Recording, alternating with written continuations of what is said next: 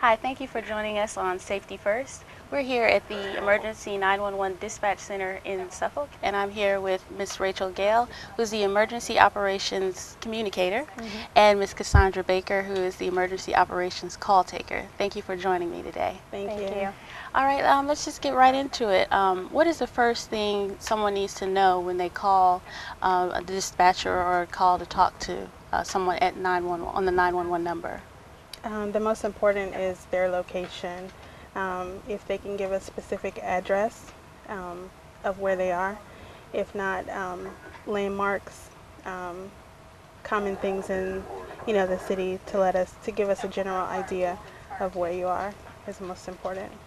All right, and Rachel, are you able to text to the 911 emergency number? No, not in this area. Texting is not available. It's voice only. It's only in the testing stages. So at this time, you cannot text a 911. You have to manually dial 911 and speak to a 911 operator. Okay, does it crowd up the lines if someone does try to text, or is it interference in any kind of way? It doesn't come in the center at all. We don't get anything. Oh. So you have to dial 911 from your phone and speak verbally to a 911 dispatcher. Okay. And speaking of cell phones, sometimes parents like to give their little ones their old cell phones to play with, to give them something. What are some rules or guidelines they should follow?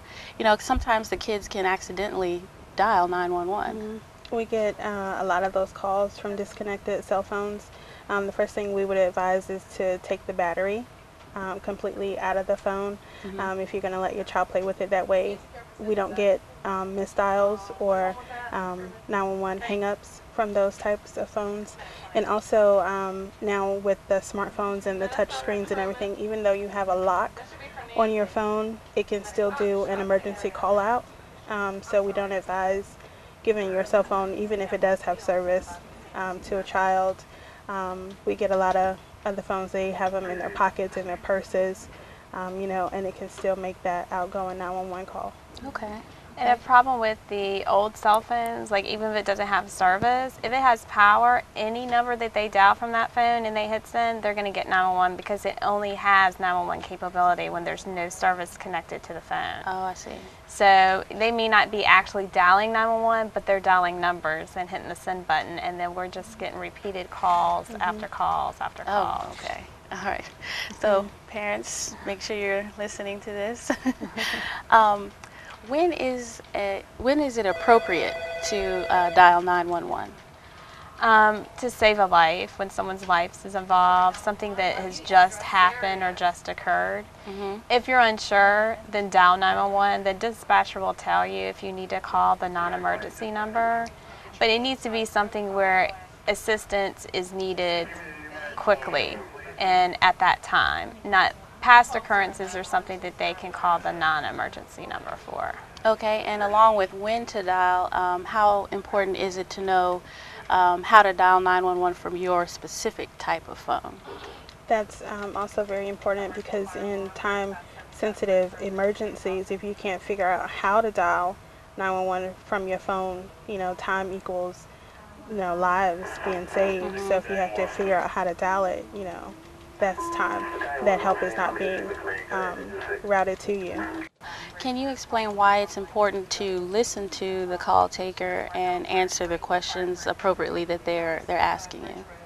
Well, we want them to try to remain as calm as possible. The situation that they may be in, it may be very upsetting to them, but we need them to remain calm and answer our questions that we're asking them. We're trained to answer certain types of questions in certain situations, so we need them to listen and answer our questions as precisely as they can, and also listen to instructions. There may be instructions we need to give them to help a medical patient or instructions to keep them safe until an officer can get there. There may be times we need to keep them on the line until the officer gets on scene. So we don't want them to disconnect until we tell them it's okay for them to disconnect with us. Okay, that's very important. And Cassandra, as a call taker, what are some tips or advice for people to better help the 911 dispatcher when they're in these stressful situations? What are things that they can do?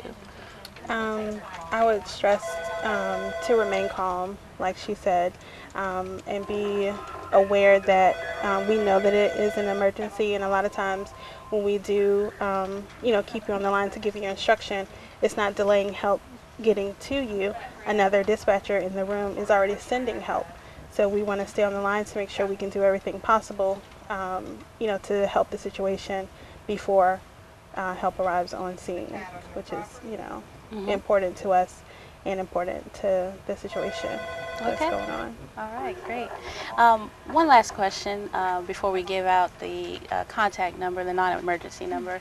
I understand there's a campaign that's going as far as getting this information out to citizens to know what to do when calling 911. What about teachers? Are there guidelines that they can utilize within their classroom to help with students to better utilize the number? Yeah, so this campaign, they have a flyer that has questions that teachers can go over their students about things that they need to know if they're calling 911, like knowing their address and their parents' names and different things of that nature. So we do have that available to teachers if they would like to get a copy of the flyer. All right. And could you leave us with the contact non-emergency number as well as any websites? Well, they could call our non-emergency number at 757-923-2350 and press option 0, which gets them to the communication center, and inquire more information, and they can get in contact with me and I can email the flyer to them. I guess another contact could also be the email. They could email me at rgale@suffolkva.us to also obtain information. Okay.